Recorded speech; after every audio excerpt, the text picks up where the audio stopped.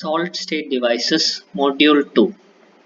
In this module we are going to focus on drift and diffusion. We will cover topics such as carrier transport in semiconductors, drift velocity, conductivity and mobility, variation with temperature and doping, Hall effect, diffusion, Einstein relation, Poisson equation, continuity equations, current flow equations, diffusion length, and finally gradient of quasi-Fermi levels. Moving to the first topic, carrier transport in semiconductor. We know that in solids, electrons are the only charge carriers, but in case of semiconductors, electrons are not, charge is not carried exclusively by electrons. There contains holes due to the doping in semiconductors.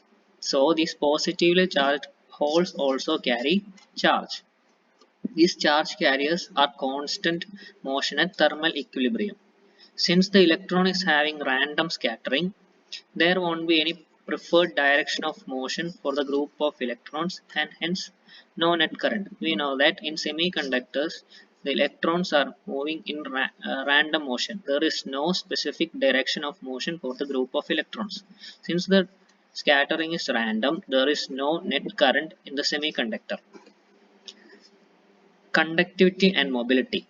Suppose let us assume that we applied an electric field Ex in the x direction of semiconductor. So the electron experiences a net force minus q into E of x from the field. We know that this force is insufficient to alter the appreciably random path of an individual electron. Let us assume that Px is the x component of the total momentum of the group, so that the force of the field on the n electrons will be n into q into E of x. Q into E of x is the force applied in one electron. Therefore, for n number of electrons, the force applied will be n into q into E of x. We know that the first derivative of momentum we get force. So this force will be equal to the derivative of total momentum of the electrons in the group. That is n into q into E of x is equal to dp of x by dt. While the steady state field does produce a net moment p of x, the net rate of change of momentum when collision are included must be 0 in case of steady state. The net acceleration of the above equation is balanced by the deceleration of collision process in steady state. അതായത് electron collide ചെയ്യുമ്പം ഒരു deceleration ഉണ്ടാവും. ഈ deceleration നമ്മുടെ force കൊണ്ടുണ്ടാകുന്ന ആക്സലറേഷനെ compensate ചെയ്യും. അപ്പോൾ നമുക്ക് ആ സ്റ്റഡി സ്റ്റേറ്റ് പ്രോസസ്സിൽ മൊമെന്റം 0 ആയിരിക്കും. Total momentum, rate of change of momentum 0 ആയിരിക്കും. Now let us consider a group of n0 electrons at time t is equal to 0. n0 is the number of electrons we have at time t is equal to 0 that did not undergo a collision. Let us define n of t as the number of electrons that have not undergone a collision by time t. So the rate of decrease in n of t at any time t is proportional to the number of electrons left unscattered, that is dn of t by dt. That is the rate of change decrease in n of t is equal to n0 into 1 by t bar, where t bar is the constant of proportionality. T bar is the mean free time. It is also known as the time period between two collisions. അതായത് time T is equal to 0യിൽ നമ്മുടെ കയ്യിൽ n0 electrons ഉണ്ട്. n of T എന്ന് പറയുന്നത് ഇത്ര time കഴിയുമ്പോൾ, ഒരു time T is equal to T കഴിയുമ്പം കൊളിയായിട്ട് ചെയ്യാത്ത നമ്പർ ഓഫ് ഇലക്ട്രോൺസ് ആണ് n of T. So the rate of decrease in n of T is proportional to time. So minus dn by dt is equal to n0 into 1 by t bar. This minus sign indicates the rate of decrease in n of t. Solving this equation, we get n of t is equal to n0 into e raised to minus t by t bar, where t bar is the mean free time or the time period between two collisions. The probability that any electron has a collision in the time interval dt is given as dt by t bar. So, the differential change in the momentum due to collision in time dt is dpx is equal to minus px dt by t bar, where dt by t bar is the probability that any electron has a collision in time interval dt. From this equation, dpx by dt is equal to minus px by t bar. Also, we know that dpx by dt is equal to minus n into q into e of x. So, the sum of the acceleration and deceleration effects must be 0 for steady state. As said, we know that the deceleration and acceleration compensate each other so that the net result will be 0. That is minus px by t bar minus nq into e of x is equal to 0. So the average momentum per electron is equal to px by n, where px is the momentum for one electron for total electrons. So the average will be total momentum divided by the number of electrons. So px by n is equal to minus q into t bar into e of x. The electrons have on the average a constant net velocity in the x direction. Since it has momentum, it also has a velocity. The average velocity is given by Vx is equal to Px by m star. We know that momentum P is equal to mv. Therefore, V is equal to P by m. That is total momentum by m star. M star is denoted as the effective mass of electron. That is velocity is equal to average velocity Vx is equal to Px by m star, which is equal to minus q into t bar into Ex by m star. This velocity is termed as the drift speed. The individual electrons move in many directions by thermal motion during a given period of time. But when an electric field is applied, the electron drifts from its motion. Suppose, let us assume that without an electric field, the electron moves in random motion. But when an electric field is applied to the semiconductor, the direction of motion of the electron is fixed. That is, it drifts from its random motion to a particular direction. And this drift speed is termed as v of x, where v of x is equal to px by m star, where m star is the effective mass of an electron. The drift speed is much smaller than the random speed due to thermal velocity. The current density resulting from this net drift is just the number of electrons crossing per unit area per unit time. That is n into the velocity of electron multiplied by the charge on the electron minus q. The current density, we know that current density is termed as the current per unit area. That is the number of electrons crossing per unit area per unit time multiplied by the charge on the electron. That is Jn. Jn is the current density of an electron, which is equal to minus q n into Vx. So unit is ampere per centimeter square. Current density is also termed as the current per unit area. So for substituting for V of x, we get the equation for current density J as nq square t by m into E of x, where t denotes the t bar, the mean free time, and m denotes the m star, the effective mass. We also know that current density is proportional to electric field. So Jn, the other form of equation for current density is Jn is equal to sigma into E of x, where sigma is the constant of proportionality. From this, comparing these two equations, we get the conductivity sigma is equal to nq square t bar by m star, which implies sigma is equal to q into n into mu n, where mu n is equal to qt by m. The term mu n is termed as mobility of the electron. So far we have discussed conductivity and mobility. From the current density equation, we derive the equation for conductivity. Conductivity as n q square T bar by m star. T bar is the mean free time or the time between two collisions, where m star is the effective mass of an electron. Also, sigma is equal to q into n into mu n, where mu n is the mobility of electron. Mu n is defined as qt by m. Therefore, the current density in terms of mobility is Jn is equal to q into n into mu n into E of x.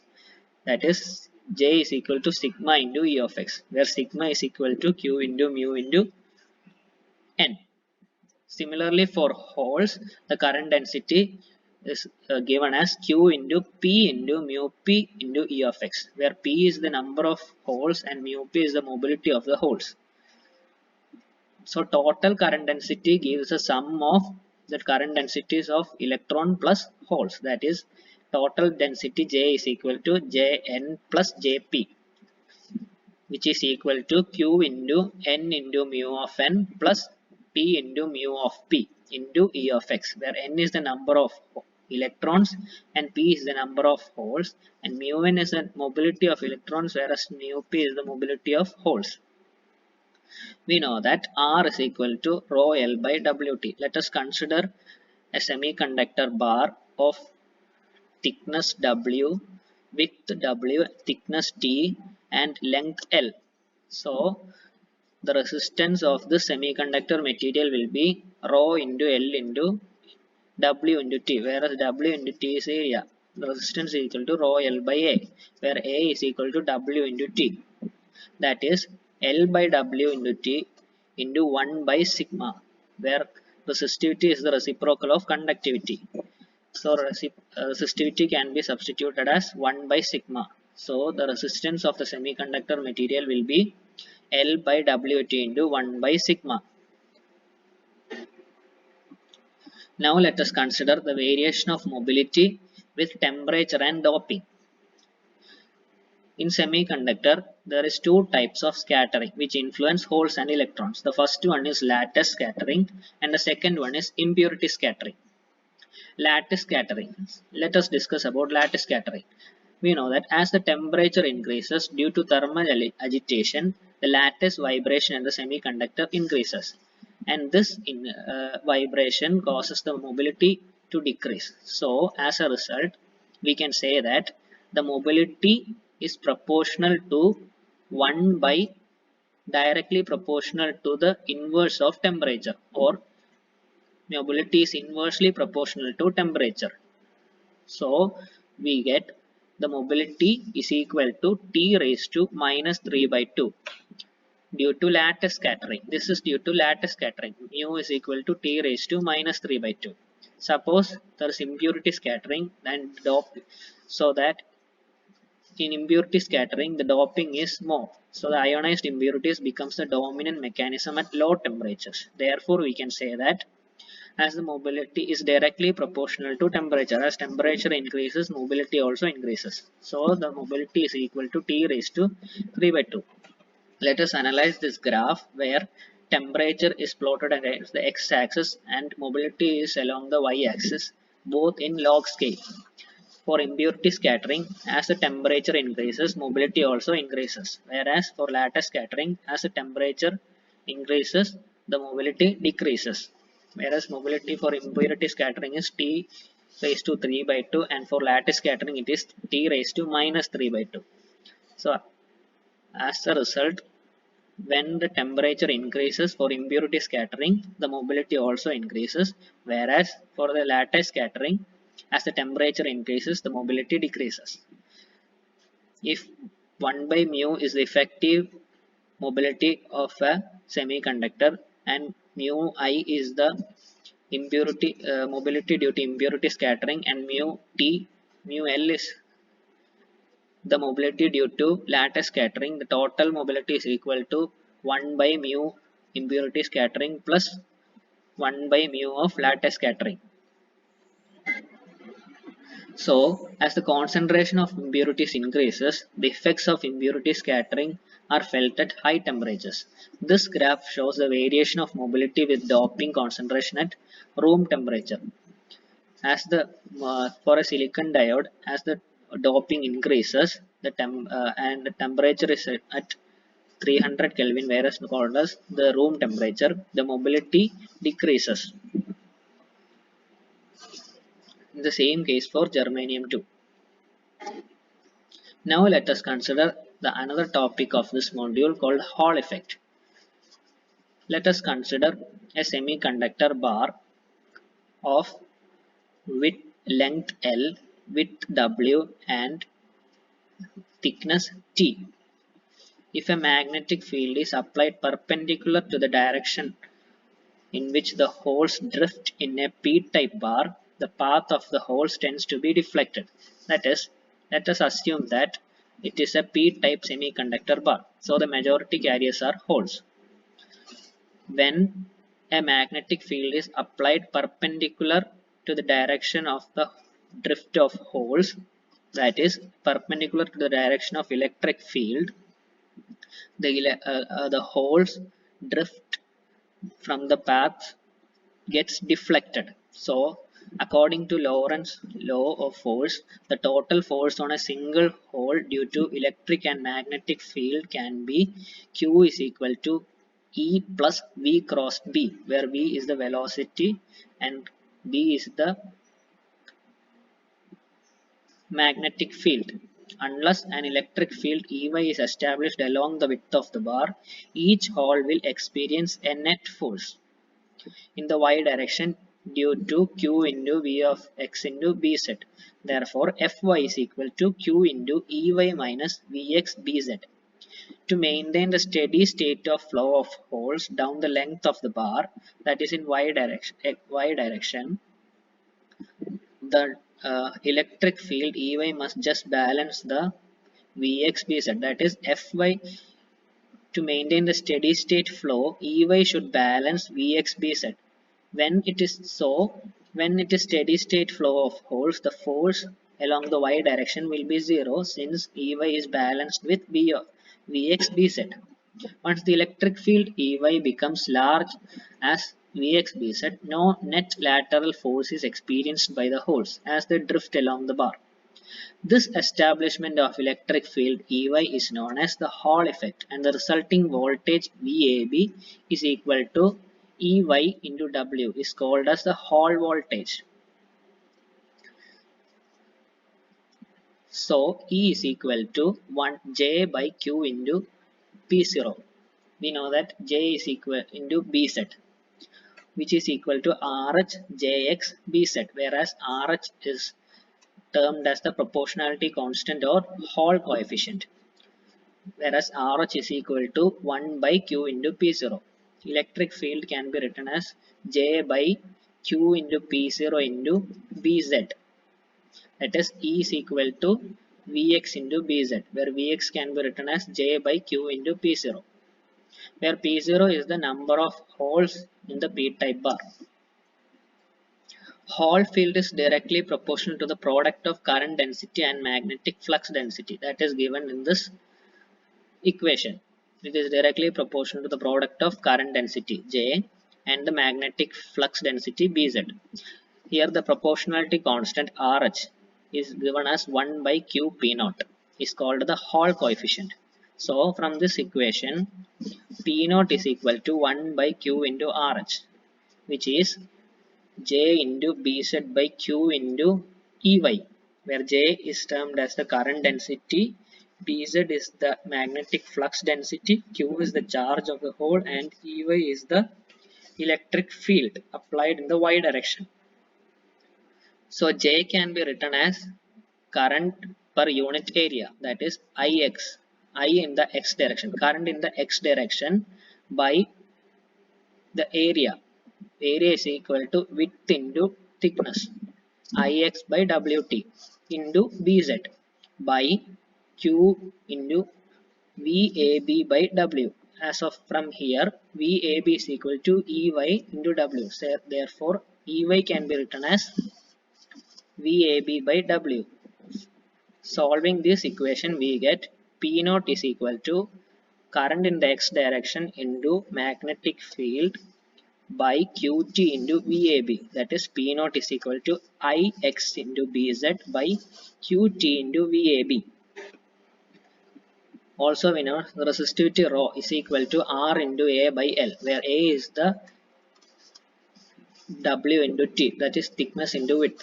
So resistance is equal to a voltage by current, that is VCD. VCD is the voltage along the y direction. VCD by Ix by L by T, that is R by L, whereas VCD V by I by L into WT. So as a result, we get the equation for rho as V by I into WT by L. Since the conductivity is equal to 1 by rho and is given by Q into mu P into P naught, the mobility is the ratio of Hall coefficient and the resistivity. Mu P is equal to sigma by Q P naught is equal to 1 by rho by Q into 1 by RH.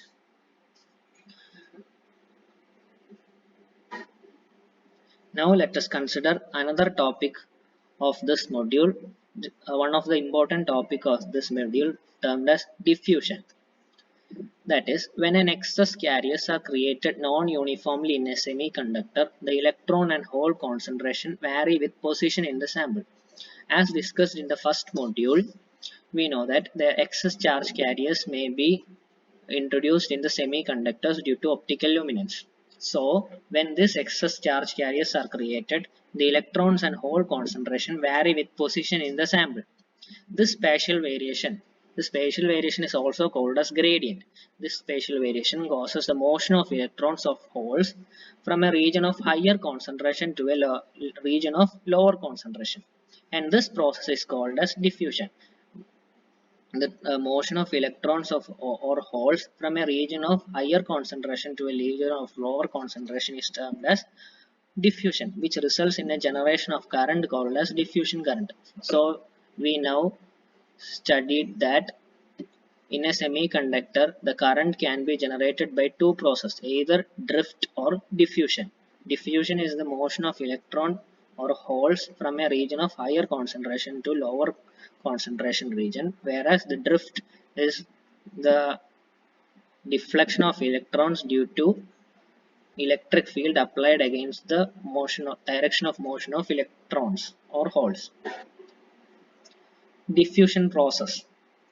Carriers in semiconductor diffuse in carrier gradient by random thermal motion and scattering from the lattice and impurities. Let us consider a pulse of electrons injected at x is equal to 0 and at time t is equal to 0.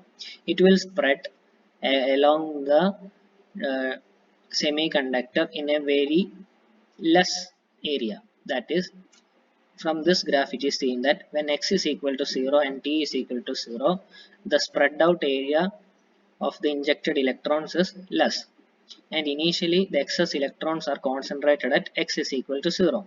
As time passes, the electron diffuse to different regions of low electron concentration. That is, at time t is equal to t1, the spread out will be this much. As the time increases, the spreading of electron from higher region concentration to lower region concentration increases up to when n of x is equal to a constant. So let us consider an arbitrary position in a gradient in one dimension. From this graph, let us consider an arbitrary electron concentration gradient. So this graph is divided into n segments of equal length L, and this view is the expanded view of the two segments denoted here, whereas x0 is the centered expanded view of the two segments centered at x0. and the width of one segment is L bar. Electrons in segment 1 has equal chance to move either to left or right. Considering the segment 1, electrons in segment 1 has equal chance either to move from left to right or from right to left in one mean free time. Therefore, the net number of electrons passing x0 from left to right in one mean free time is 1 by 2 into n1 into L bar A minus n2 into L bar A, where area is perpendicular to x is A. That is, in one mean free time, the electrons from segment 1 either can move from left to or either to right. So, let us assume that an electron moves from left to right. So, the net number of electrons passing through x0 at a time t is termed as 1 by 2 n1 L bar A minus n2 L bar A. The rate of electron flow in the x direction per unit area, also termed as the electron flux density phi n, whereas the phi n of x is given as L bar by 2 T bar into n1 minus n2, where phi n of x is termed as the electron flow density or rate of electron flow per unit area. Since the mean free path L is a small differential length, the difference in electron concentration N1 minus N2 can be written as N1 minus N2 is equal to N of x minus N of x plus delta x by delta x into L bar. Substituting this equation in the equation of flux density, we get L square by 2T bar limit delta x tends to 0 n of x minus n of x plus delta x by delta x, which is equal to L square by 2T bar derivative of n of x by dx. Here, the term L square by 2T bar is called the electron diffusion coefficient dn with unit centimeter square per second. Hence, the flux density of holes can be written as phi of p is equal to dp into dp of x by dx. And for electrons, the flux density is defined as minus dn into dn of x by dx. The diffusion current density. We talked about drift current density. Now we are going to focus about the diffusion current density, or the current density caused due to diffusion of electrons or holes. It is the diffusion current crossing per unit area. Diffusion current density is termed as the diffusion current crossing per unit area, whereas the drift current density is termed as the drift current crossing per unit area, since the current density is defined as the current crossing per unit area. So, Jn of x diffusion, അതായത് current density due to diffusion is equal to minus q into dn into dn of x by dx, that is equal to q into dn of x by dx, where dn is equal to L square by 2T bar. Similarly, the diffusion current density due to hole is minus q dp into dp of x by dx. So, in a semiconductor, both drift and diffusion current are present. So, the total drift and diffusion current due to electrons are Jn of x is equal to Qn of x mu n into E of x plus Q dn of x by dx. This is due to drift current and this is due to diffusion current. So the sum of drift and diffusion gives the total current density. Jp of x, similarly, drift and diffusion density due to holes gives the total hole current density, that is qp of x mu p into E of x minus it is dp of x by dx. So the total current density J of x is equal to Jn of x plus Jp of x. Now Let us move on to another topic termed as Einstein relation. Let us consider an electric field is applied along the x direction. In discussing the motion of carriers in an electric field, we should indicate the influence of the field on energies of electrons in the band diagrams. Let us consider this as the band diagram of semiconductor, where EC is the conduction band energy, where EA is the uh, EV is the valence band energy. EI is equal to EC plus difference between EC minus EV by 2. Assume an electric field E of x in the x direction. Since electron drift in a direction opposite to the field, we expect potential energy of the electrons to increase in the direction of field. That is, V of x is equal to E of x by minus q. E of x implies the electron potential energy. From the definition of electric field is the derivative of potential energy, that is E of x is equal to dV of x by dx. So E of x is equal to minus dV of x by dx, which is equal to d by dx of Ei by minus q. From this equation, V of x is equal to Ex by minus q. So E of x can be written as minus d by dx of Ei by minus q, which is equal to 1 by q into dEi by dx. From this equation, dEi by dx can be written as q into E of x. At equilibrium, no net current flows in a semiconductor. Thus, any fluctuation which would begin any diffusion current also sets up an electric field which redistributes carriers by drift. Therefore, from the equation of current density, E of x is equal to dP by mu p into 1 by P of x into dP of x by dx. We know that P of x is equal to, from the first module we learned that P of x is equal to n e raised to Ei of x minus Ef of x by kt, where Ei is the energy of the band from the band diagram Ei, and Ef is the Fermi level energy. So E of x can be written as E of x is equal to dP by mu p into 1 by kt into dEi by dx minus dEf by dx. We know that dEi by dx is equal to QE of x. The equilibrium Fermi levels does not vary with x. So from 1 and 2, d by mu is equal to kt by q. This relation is termed as the Einstein relation.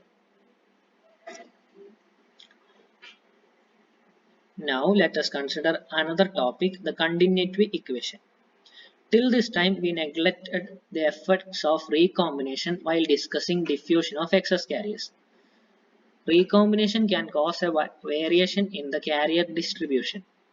Consider a differential length delta x of a semiconductor sample with area A in the yz plane. The whole current density leaving the volume is Jp plus delta x, which can be either be larger or smaller than the current density entering Jp of x, depending on the generation and recombination of carriers taking place within this volume. So the net increase in hole concentration per unit time, dou P by dou T, is the difference between the hole flux per unit volume entering and leaving minus the recombination rate, that is dou P by dou T, where x tends to x plus delta x, is 1 by q into Jp of x minus Jp of x plus delta x by delta x minus dou by tau p, delta p by tau p. As delta x approaches to 0, we can write the current change in the derivative form, that is dou p by dou t is equal to dou into delta p by dou t, which is equal to minus 1 by q into dou jp by dou x minus delta p by tau p. This equation is termed as the continuity equation for holes. Similarly, we can derive the continuity equation for electrons also. That is, dou n by dou t is equal to dou into delta n by dou t is equal to 1 by q into dou partial derivative of current density of holes minus delta n by tau n, where delta is the excess charge carriers and delta p is the excess hole concentration and delta n is the excess electron concentration. When the current is carried strictly by diffusion or negligible drift, we can replace the currents by expression for diffusion currents as Jn diffusion is equal to Q into dN into dou into delta n by dou x. From the current density equations, neglecting the current density due to electrons or holes, we can write the current density as Q into dN into dou delta n by dou x. Substituting Jn in the continuity equation, we get dou delta n by dou t is equal to dn dou square delta n by dou x square minus delta n by tn, where delta n is the excess electron concentration. That is, substituting Jn in this equation. For Jn, we get delta dn by dou t is equal to dn dou square delta n by dou x square minus delta n by tau n. Now, from this, we will arrive at a conclusion of diffusion length. That is, in steady state, the equation partial derivative of delta n by dou t becomes dn dou square delta n by dou x square minus delta n by tau n is equal to 0. That is, for steady state equation, this dou delta n by dou t is equal to a constant which is equal to 0.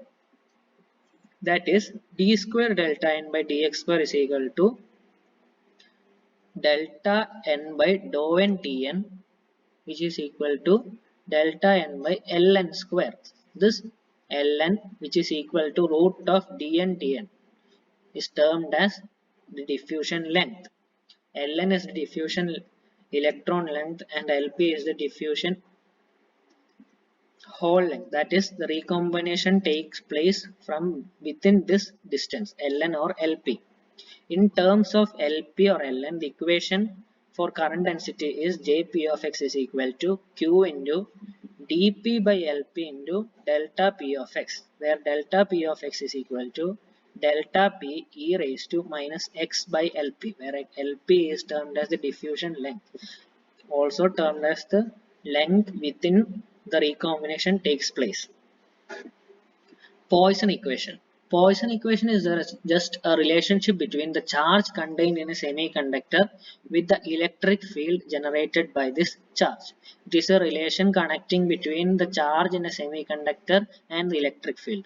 That is, the derivative of electric field with respect to distance gives rho by E, where rho is the charge density in the crystal, given as Q into P minus N plus Nd plus minus Na, where P is the number of holes and N is the number of electrons, Nd is the number of donor atoms and Na is the number of acceptor atoms, where E is the strength of electric field and epsilon is the permittivity of the material.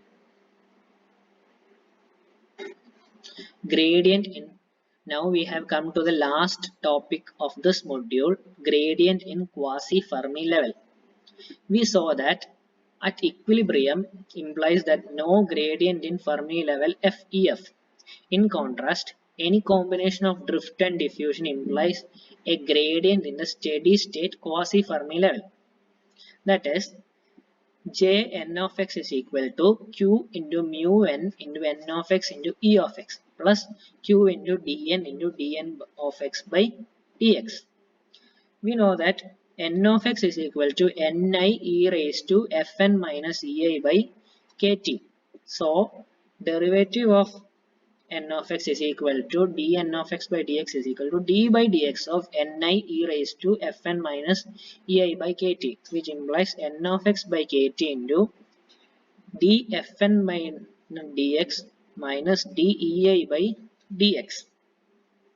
So that the current density equation can be written as Jn of x is equal to q into mu n into n of x into e of x plus mu n of x into d fn by dx minus dei by dx.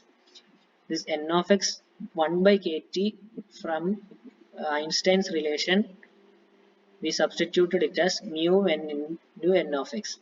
We know that dei e by dx is equal to q into e of x. From this equation, we know that dei by dx is equal to q into e of x. Therefore, dei by dx can be written as q into e of x. So multiplying to this brackets, we get Jn of x is equal to q mu n of x e of x plus mu n of x dfn by dx minus q into e of x into mu n of x. These two terms get cancelled and Jn of x is equal to mu n of x into dfn by dx. That is Jn of x is equal to multiplying and dividing by a charge, we get q mu n of x is into dfn by q by dx, whereas q mu n of x is the conductivity of the electrons, sigma n of x into dfn by q by dx. Similarly, for holes, jp of x is equal to q mu p into p of x is equal into dfp by q by dx, which is equal to sigma p of x into dfp by q by dx. Therefore, any drift, diffusion or combination of the two in a semiconductor results in currents proportional to the gradients of the two quasi-Fermi levels, which conversely lack a current implies constant quasi-Fermi levels. By this topic, we have come to the end of module 2. So far, we have discussed about drift velocity, drift current, diffusion current, Hall effect, current density due to current density due to holes in drift, current density due to diffusion process, electron flux density, diffusion length, total current density, Einstein relation, continuity equation, the diffusion length or the length which within recombination takes place, Poisson equation, and the gradients of quasi-Fermi levels. Hope you have got some idea about module 2. Thank you.